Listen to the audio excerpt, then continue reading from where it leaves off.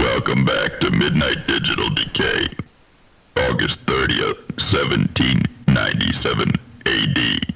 The French Revolutionary Forces, intent on aiding the Irish Rebellion, dispatched a fleet under General Hoche to land in Ireland and incite revolt against British rule. As the fleet neared the Irish coast, a dense fog enveloped the ship so thick that visibility was reduced to mere feet. The crew, tense but determined, pressed on, guided by the dim glow of their lanterns. Then, as quickly as the fog had appeared, it lifted, revealing nothing but an empty sea. The ships were gone. No wreckage, no survivors, no sign that they had ever existed. Panic spread through the ranks of the remaining French forces, who had been expecting word of the landing. Days turned into weeks, and rumors began to circulate that the fleet had been claimed by the sea itself, swallowed by a void where time and space twisted upon themselves. Some claimed to hear the voices of the lost sailors on the wind, their cries echoing across the waves. The British, baffled by the disappearance, found their own sailors refusing to venture into those waters, whispering of a cursed sea where ships vanished without a trace. The Irish rebellion faltered without the promised French support, and the mysterious vanishing of the Armada became a tale told in hushed tones, a warning of the perils of the unknown. August 30th, 1871 AD. In the bustling port city of Yokohama, Japan, an inexplicable darkness began to descend just after midday. The sun, still high in the sky, was obscured by a thick, inky blackness that spread rapidly, casting the city into night. Panic set in as the darkness deepened, and with it came a chilling cold that seeped into the bones of every living creature. Those caught outside in the blackness soon found themselves unable to move, their limbs stiffening as if turned to stone. Those who fled indoors were not spared.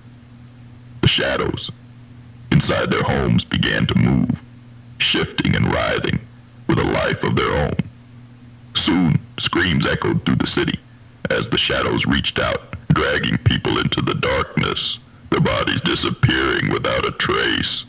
By the time the sun returned, Yokohama was a ghost town, its streets littered with belongings hastily abandoned, its buildings silent and empty. The few survivors who managed to escape the city spoke of shadowy figures that moved with unnatural speed, their touch cold as death. Yokohama was quarantined, its name erased from official records, the shadow plague a secret buried deep within the annals of history.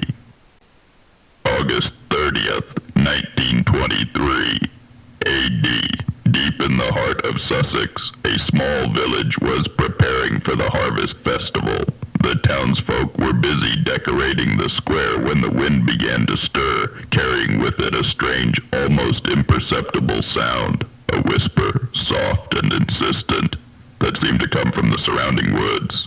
At first, the villagers dismissed it as the wind through the trees, but as the day wore on, the whispers grew louder, more distinct. They spoke in an ancient tongue, long forgotten yet somehow understood by all who heard them. The whispers called to the villagers, luring them into the dense forest that bordered the town.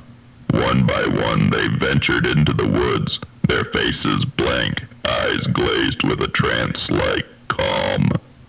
The sun set, but the villagers did not return. Search parties sent into the woods found only footprints leading deeper into the forest, which grew denser and darker the further they went, until the path was swallowed by an unnatural fog. The searchers returned empty-handed, the whispers echoing in their minds long after they left the forest. By morning, the village was deserted, the streets eerily quiet, the harvest left untouched.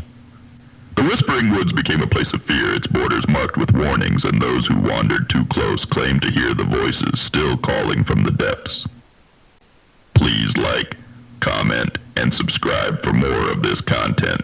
It lets me know people enjoy it, and motivates me to continue to create it for you all. If you haven't already, check out my link tree in the description for more esoterica.